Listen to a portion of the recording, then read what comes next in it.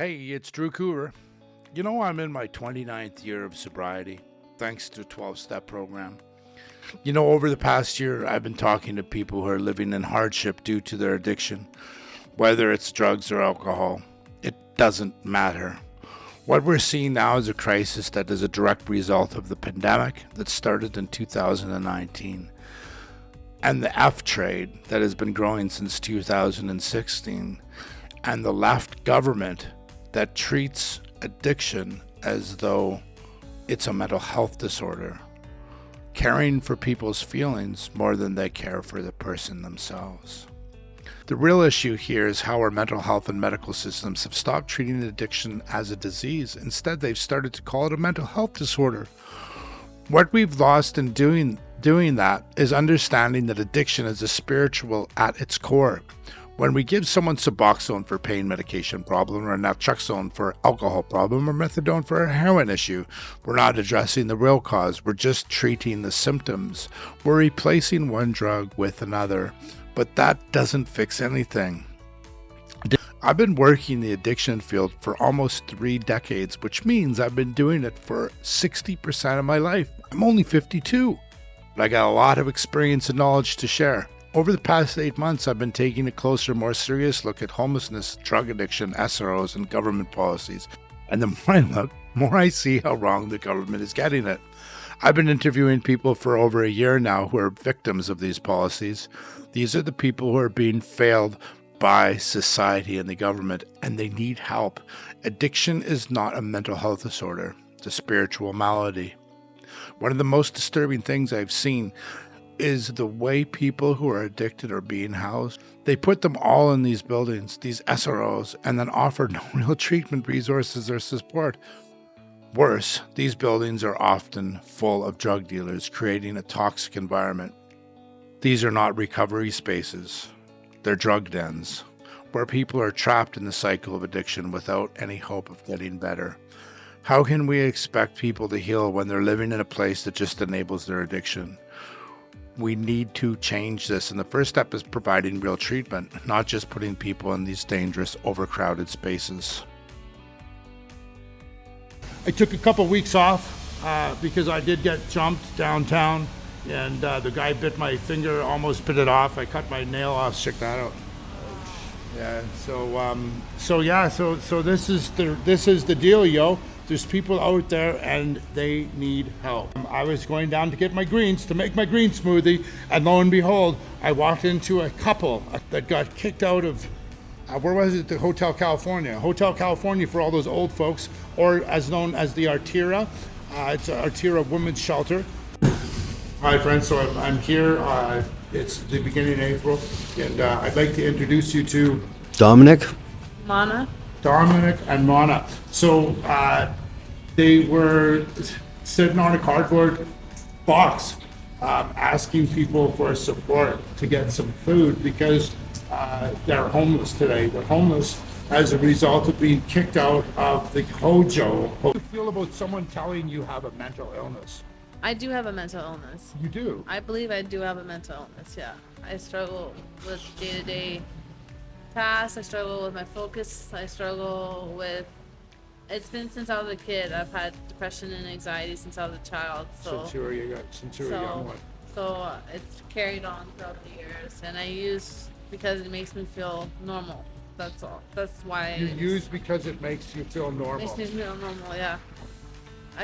Without it, I actually really struggle.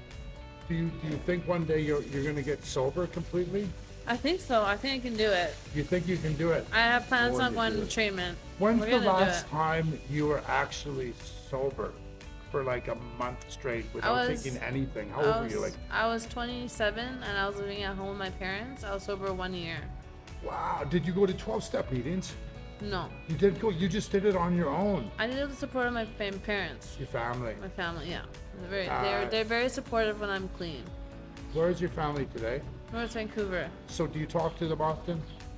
Talk to my dad, yeah. You talk to your dad. Yeah. That's awesome. I'm so happy that you talk to your dad. Yeah, he's very supportive. He's very supportive. He's just not supportive of the drugs at all. Yeah. And when it comes to drugs, every time I talk to him, he says you have to stop using. If you want to have a normal life, you have to stop. We need more dads out there like your dad. What's his name? Thank you. Ali. Ali. Do you have anything to say to him? I love him. You love I love my dad. You love him, man. Tell me, what do you think about this changing of the language? You're a bit older, so you've been around a little bit longer than your girlfriend. Yeah. What do you think about this? How long you've been struggling with addiction for a long time? Long time. Have you ever gone to meetings before? Yeah, I've graduated detox. You went to? Have you gone to a treatment place before? Recovery. I've done Joshua House, UGM.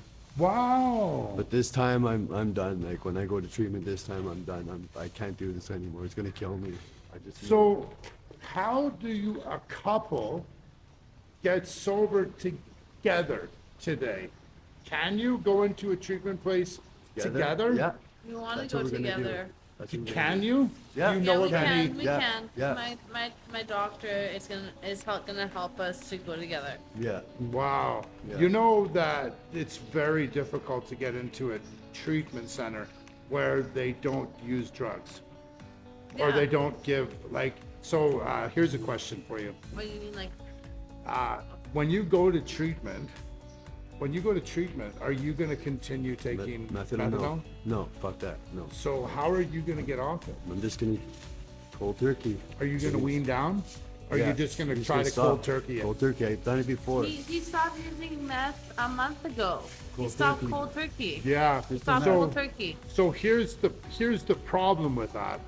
He's really not sober because he's doing methadone, right? But what the greatest thing I think about, and please correct me if I'm wrong. What the greatest thing I think about is safe supply is that the people that are really willing to get onto one medication through the pharmaceutical companies, this is a positive thing. Yeah. Because you definitely are making a choice. You want to get this done, Yeah. right? Yeah. To give you an example of the medication that they're giving me, they're giving me a shot of an antipsychotic that actually dulls me down. It actually makes me even less focused. If they would prescribe Dexedrine or something that I could focus better and be more organized, then it would help me a lot more better. But they won't put me on it because I'm using. They won't give you Dexedrine. Because I'm using. Yeah, they won't give it to me. But Dexedrine's an upper. I know, but it helps with focus. It helped you it's before. It's much better than methamphetamine. Okay, so here's a question. Your experience, On have the you taken this street. before? I've taken it before, yeah. And it helped you? It helped me, yeah. And you've expressed this to the doctors and they won't help you. well, They won't take your word for it. Well, now because of the whole like moving out in the apartment thing, I got another diagnosis, which I don't believe is true.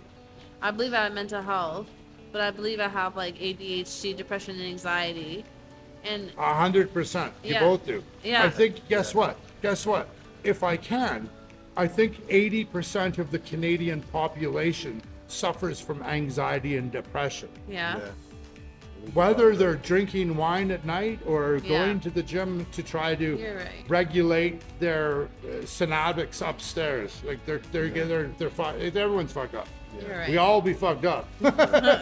We all be fucked up. Everyone's fucked up in a certain way, right? Like we Yeah. all have our own problems. Yeah. But it's an unfortunate situation with this stuff that's just killing people. Yeah. Yeah. It's just killing So people. many people that are So many that I've seen people. that I knew, like the people It's just so many disappeared. less They're there people one minute, around. next It they're disappeared. gone. Yeah, it's just Disappeared. gone. It's just fucked. My ex, he died 3 years ago from fentanyl. Were you there with him?